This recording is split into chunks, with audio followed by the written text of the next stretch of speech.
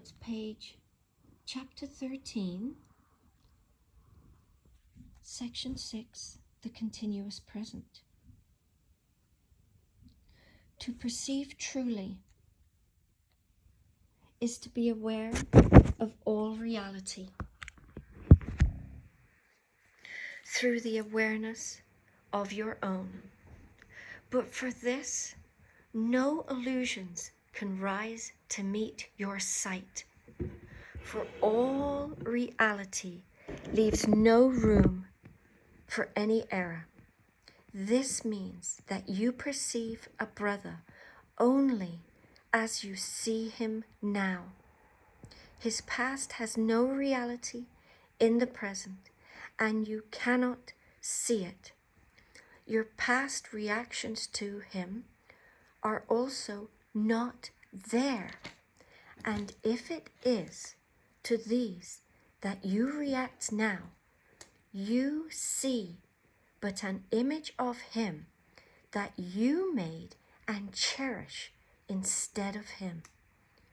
In your questioning of delusions, ask yourself if it is really sane to perceive what was now. If you remember the past as you look upon him, you will be unable to perceive the reality that is now. You consider it natural to use your past experience as the reference point from which to judge the present.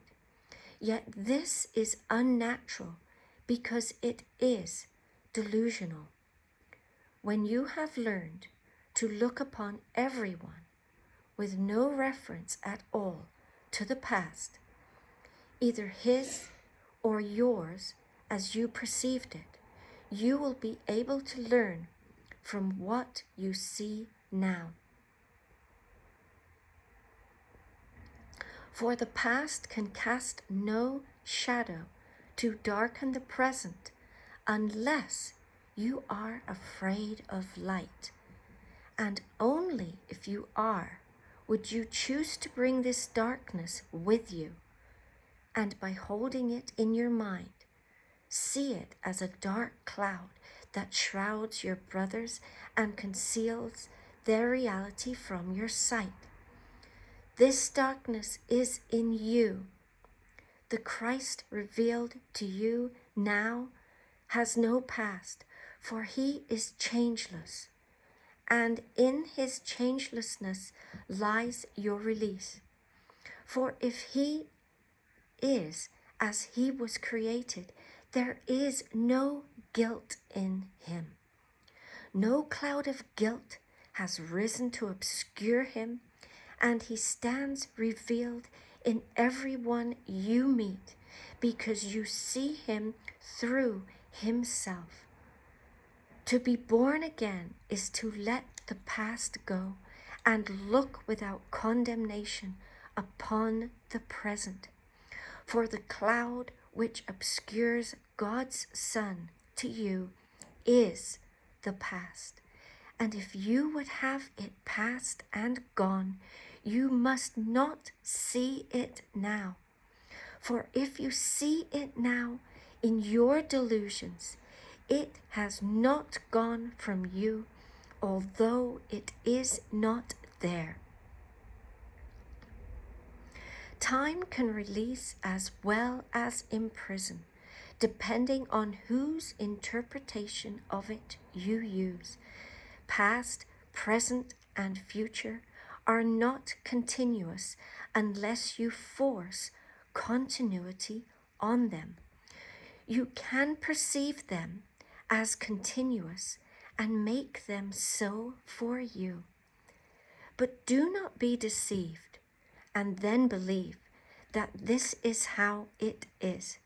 For to believe that reality is what you would have it be according to your use, for it is delusional.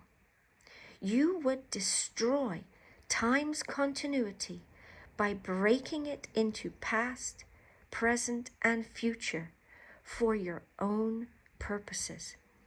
You would anticipate the future on the basis of your past experience and plan for it accordingly. And by so doing, you are aligning past and future and not allowing the miracles which could intervene between them to free you to be born again. The miracle enables you to see your brother without his past and so perceive him as born again. His errors are all past, and by perceiving him without them, you are releasing him. And since his past is yours, you share in this release. Let no dark cloud out of your past obscure him from you, for truth lies only in the present, and you will find it if you seek it there.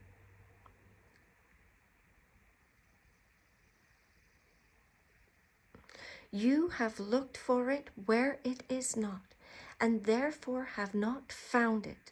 Learn then to seek it where it is, and it will dawn on eyes that see.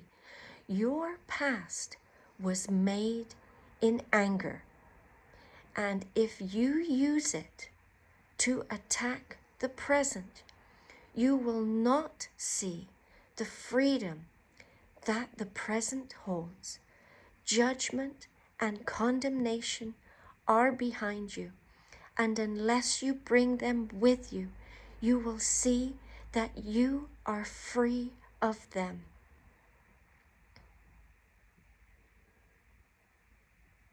Look lovingly upon the present, for it holds the only things that are forever true. All healing lies within it, because its continuity is real. It extends to all aspects of consciousness at the same time, and thus enables them to reach each other. The present is before time was, and will be when time is no more. In it are all things that are eternal, and they are one. Their continuity is timeless, and their communication is unbroken, for they are not separated by the past. Only the past can separate, and it is nowhere. The present offers you your brothers in the light that would unite you with them and free you from the past. Would you then hold the past against them? For if you do, you are choosing to remain in the darkness that is not there, and refusing to accept the light that is offered you. For the light of perfect vision is freely given as it is freely received, and can be accepted only without limit in this one still dimension of time, which does not change, and where there is no sight of what you were. You look at Christ and call his witnesses to shine on you, because you called them forth, and they will not deny the truth in you, because you looked for it in them and found it there. Now is the time for salvation, for now is the release from time. Reach out to all your brothers and touch them with the touch of Christ. In timeless union with them is your continuity, unbroken, because it is wholly shared. God's guiltless Son is only light. There is no darkness in him anywhere, for he is whole. Call all your brothers to witness to this wholeness, as I am calling you to join with me. Every voice has a part in the song of redemption, the hymn of gladness and thanksgiving for the light to the Creator of light. The holy light that shines forth from God's Son is the witness that his light is of his Father. Shine on your brothers in remembrance of your Creator, and you will remember him as you call forth the witnesses to his creation. Those whom you heal bear witness to your healing, for in their wholeness you will see your own. And as your hymns of praise and gladness rise to your Creator, he will return your thanks in his clear answer to your call, for it can never be that his Son calls upon him and remains unanswered. His call to you is but your call to him, and in him you are answered by his peace. Child of light, you know not that the light is in you, yet you will find it through its witnesses. For having given light to them, they will return it.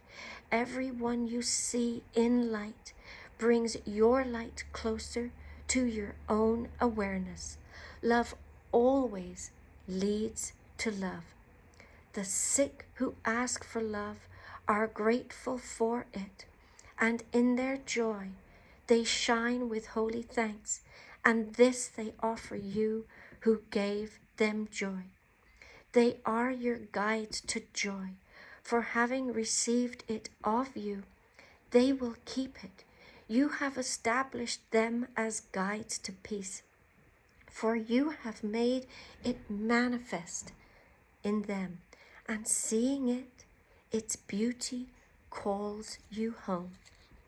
There is a light which this world cannot give, yet you can give it as it was given you, and as you give it, it shines forth to call you from the world to follow it, for this light will attract you as nothing in the world can do, and you will lay aside the world and find another. This other world is bright with love, which you have given it. And here will everything remind you of your Father and the Holy Son. Light is unlimited and spreads across this world in quiet joy.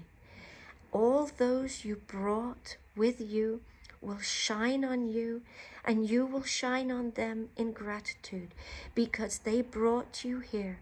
Your light will join with theirs in power so compelling that it will draw the others out of darkness as you look on them. Awaking unto Christ is following the laws of love of your free will and out of quiet recognition of the truth in them. The attraction of light must draw you willingly, and willingness is signified by giving. Those who accept love of you become your willing witnesses to the love you gave them, and it is they who hold it out to you. In sleep you are alone, and your awareness is narrowed to yourself, and that is why the nightmares come. You dream of isolation because your eyes are closed. You do not see your brothers, and in the darkness you cannot look upon the light you gave to them. And yet the laws of love are not suspended because you sleep. And you have followed them through all your nightmares and have been faithful in your giving. For you were not alone. Even in sleep has Christ protected you, ensuring the real world for you when you wake. In your name, he has given for you and given you the gifts he gave. God's Son is still as loving as his Father, continuous with his Father. He has no past apart from him, so he has never ceased to be his Father's witness and his own. Although he slept, Christ's vision did not leave him, and so it is that he can call unto himself the witnesses that teach him that he never slept. There we go. Wasn't that beautiful?